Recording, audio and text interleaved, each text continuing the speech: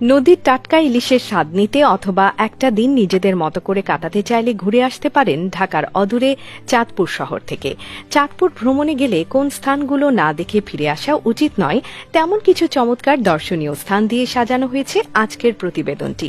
চাঁদপুরের ৩ নদীর মোহনাতে পদ্মা, মেঘনা ও ডাকাতিয়া নদী মিলিত হয়েছে। তবে দৃষ্টিনন্দন এবং ঘুরে বেড়ানোর মতো আকর্ষণীয় এই জায়গা বর্তমানে বঙ্গবন্ধু পার্ক নামে পরিচিত। চাঁদপুর গেলে সবার প্রথমে বড় স্টেশন মোলহেড বা বঙ্গবন্ধু পার্কে ঘুরতে যাওয়া উচিত। যে কোনো মৌসুমে এখানে পর্যটকের প্রচুর ভিড় থাকে। কেউ আসেন ভিন্ন স্বাদের খাবার খেতে, কেউ আসেন পানির ছলছল ঢেউয়ের শব্দ আর পাখিদের কলকাকলিতে কিছুটা প্রশান্তি খুঁজে নিতে। ব্যস্ততা থেকে ছুটি নিয়ে ৩ নদীর মোহনায় গিয়ে পর্যটকরা মেতে ওঠেন আনন্দে।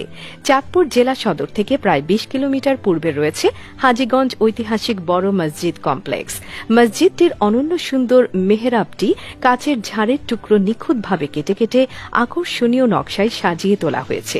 মাঝের অংশটি ৭৭টি আকর্ষণীয় পিলার ও ঝিনুকের মোজাইক দিয়ে নির্মিত। তৃতীয় অংশে রয়েছে ৩টি বিশাল গম্বুজ সহ আকর্ষণীয় ১২২ ফুটের সুউচ্চ মিনার। মসজিদের পূর্ব প্রাচীরের পবিত্র কালেমা শরীফ খচিত চীনা বাসনের টুকরো দিয়ে তৈরি মনোরম ফুলের ঝাড়ের ন্যায় বিশাল ফটক। কারুকার্য খচিত মসজিদে প্রবেশের সুবিশাল ফটক এবং পাথরের সাজে সজ্জিত অসংখ্য তারকা খচিত ৩টি বড় বড় গম্বুজ পর্যটকদের মূল আকর্ষণ। ২৮,৪০৫ বর্গফুট আয়তন বিশিষ্ট দৃষ্টিনন্দন এই মসজিদ দেশ ও বিদেশে সবার কাছে খুবই পরিচিত। মসজিদের নয়নাভিরাম পরিবেশ দেখলে মনে প্রশান্তি জাগে। শত শত বছর ধরে মৎস্য খাতে গুরুত্বপূর্ণ ভূমিকায় রয়েছে পদ্মা, মেঘনা নদী বেষ্টিত চাঁদপুর। জাতীয় মাছ ইলিশের প্রজননের সবচেয়ে বড় অভয়াশ্রম এ জেলাতেই। খাবার প্রিয় মানুষেরা চাঁদপুর ভ্রমণে যান ইলিশ মাছ দেখতে অথবা তাজা ইলিশ ভাজা খেতে। ইলিশ মাছের অন্যতম প্রজনন অঞ্চল হিসেবে চাঁদপুরকে ইলিশের বাড়ি নামে ডাকা হয়। এ কারণে ইলিশ ও অন্যান্য মৎস্য সম্পদ নিয়ে গবেষণার জন্য চাঁদপুর শহরে স্থাপন করা হয় বাংলাদেশ মৎস্য গবেষণা ইনস্টিটিউট। এখানে গবেষণার জন্য বিজ্ঞানীরা সাগর ও দেশের বিভিন্ন নদী থেকে বিভিন্ন প্রজাতির মাছ সংগ্রহ করে গবেষণা করেন।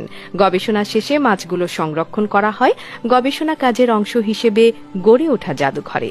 বর্তমানে জাদুঘরটিতে ৩ শতাধিক প্রজাতির মাছ কেমিক্যাল দিয়ে ছোট বড় জারে সংরক্ষিত রয়েছে। এর মধ্যে বেশিরভাগই বিলুপ্তপ্রায় এবং বিরল প্রজাতির মাছ। জাদুঘরটি দেখতে দেশের বিভিন্ন স্থান থেকে শিক্ষার্থীরা আসেন।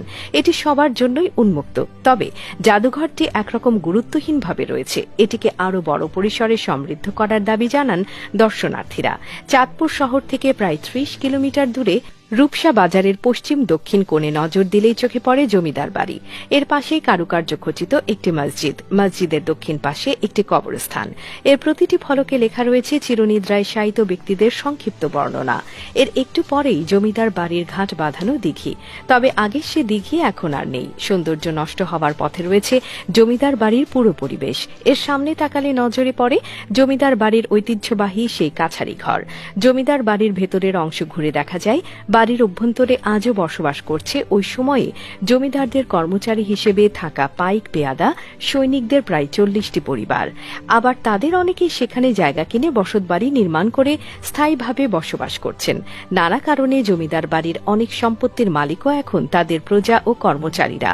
এক বিলাসী জমিদার ছিলেন লোহাগড়ের জমিদার লোহ এবং গহর নামের ২ ভাই। জানা যায় লোহ এবং গহরের নাম অনুসারে এলাকাটির নামকরণ করা হয় লোহাগড়। লোহাগড়ে যেসব মঠ রয়েছে তা কয়েক শতাব্দী আগের। বিশেষ করে 5টি মঠ একসময় থাকলেও এখন সেখান থেকে 3টি মঠ টিকে আছে। মঠের পাশেই রয়েছে সবুজ ধানের ক্ষেত আর ডাকাতিয়া নদী। পাখির কিচির মিচিরে মুখরিত মঠের চারপাশ। মঠের ফাঁক দিয়ে পাখির উকি মারার দৃশ্য আনন্দ দেয় দর্শনার্থীদের। এ পর্যটন স্থানে বিকেলে গেলে দেখা মেলে অসংখ্য টিয়া পাখির। এছাড়া রয়েছে শালিক, কবুতর সহ বেশ কয়েক রকমের পাখি। সুউচ্চ এসব মঠ একসময় জমিদারদের উপাসনালয় হিসেবে ব্যবহৃত হতো। এছাড়া মঠগুলোতে মণিমুক্তা, স্বর্ণালঙ্কার ছিল প্রচুর। মঠের উপরিভাগে রয়েছে মিনার আকৃতির গম্বুজ। তবে মঠটির ভেতরে অনেকবারই চোর ঢোকার চেষ্টা করেছিল, যার প্রমাণ মঠটির অনেকাংশেই লক্ষ্য করা যায়। একসময় লোহাগড়ের জমিদারদের শান বাঁধানো ঘাট, কারুকার্যময় কেল্লা ছিল। তার অস্তিত্ব এখন নেই বললেই চলে। চাঁদপুরের মিনি কক্সবাজার খ্যাত হাইমচরও এখন বেশ জনপ্রিয় হয়ে উঠেছে। বর্তমানে পর্যটকদের আনাগোনায় এই ছোট্ট কক্সবাজার সবসময় মুখরিত থাকে। বড় স্টেশনের কাছ থেকে ট্রলারে করে খুব সহজেই যেতে পারবেন এই স্থানটিতে।